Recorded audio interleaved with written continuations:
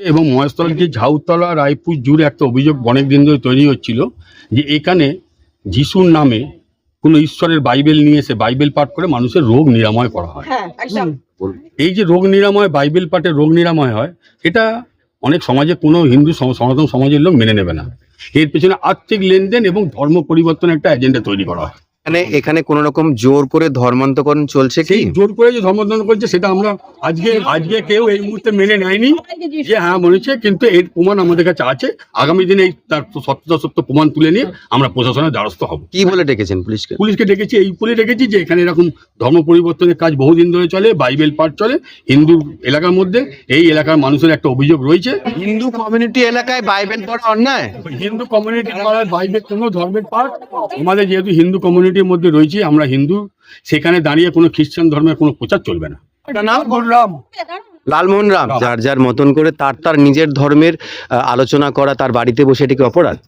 দেখুন, সংবিধান বলেছে যে যার মতো ধর্ম পালন করতে পারে, কিন্তু আমি নিজেকে বলছি হিন্দু, আমি আইডেন্টিটি ফলো করছি, ধরুন পৈতে বা শিখা বা সূত্র বা মালা, শাখা পলা কিছু, কিন্তু আমি এইটার আড়ালে বাইবেল প্রচার করে যাচ্ছি এবং আমি বলছি যে প্রভু যিশুর নাম নিলে নাকি রোগ মুক্তি হয়। তাহলে এটা দুরকম কথা হলো না। আমি হিন্দু বাই অরিজিন, আমি হিন্দু বাই আইডেন্টিটি, আমি Hindu by origin, I am খ্রিস্টান, আমি মুসলিম, আমি ইসাই।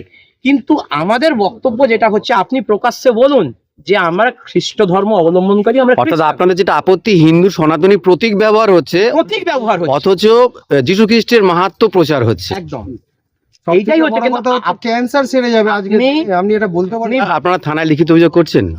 এবার আমরা প্রশাসনকে জানিয়েছি, প্রশাসন আমাদের সঙ্গে যথেষ্ট পরিমাণ সহযোগিতা করেছেন। আমার নাম দেবরূপ চক্রবর্তী। ওনারা বলছে আমরা নাকি লোকেদেরকে ইনসিস্ট করছি ধর্ম পরিবর্তনের জন্য।